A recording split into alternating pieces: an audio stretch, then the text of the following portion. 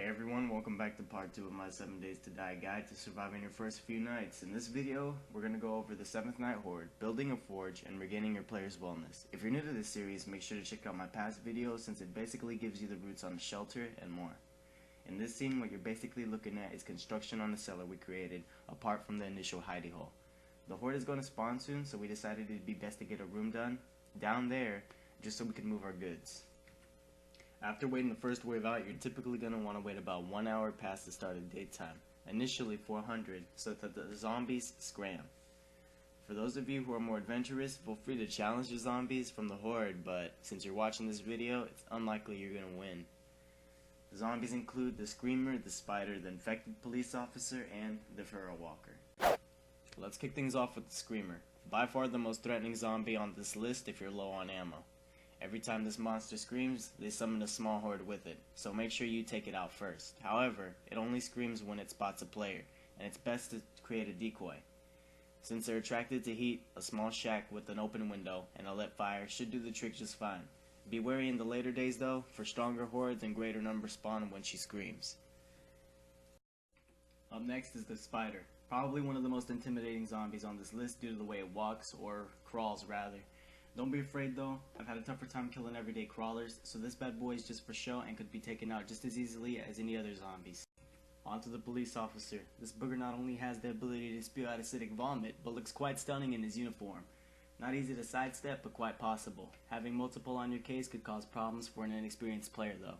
Since they try to spray you based on your distance from them, if multiple are in a different position, it limits your movement.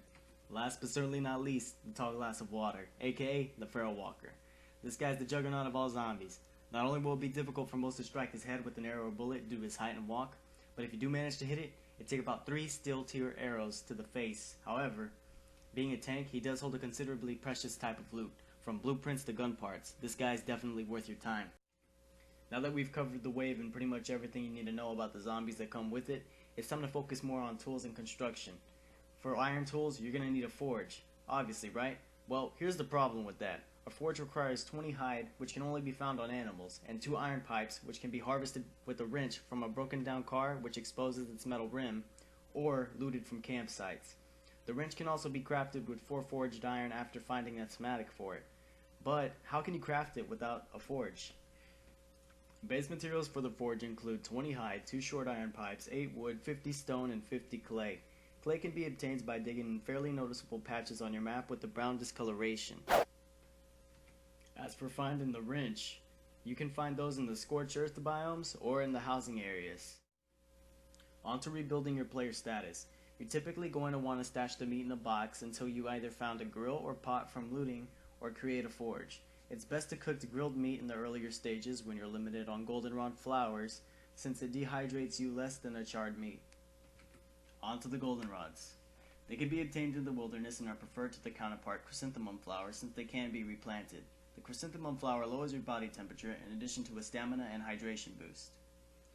When strictly rebuilding your player's status or wellness, you're going to want to drink as many goldenrod teas as possible, then rotate between the grilled meat and the tea as your hydration decreases. Hydration can further be decreased by putting your player in an uncomfortable position in patent wear so that their body temperature increases. As for hunger, player movement is the only way to go to decrease it. Well, I hope this video was helpful, and let's try to shoot for 15 likes. My next video will include some home renovations and a mission I found while looting a place on the shore. Make sure to share this video with people who you think it could help too. Thanks for watching, and I'll see you guys next time.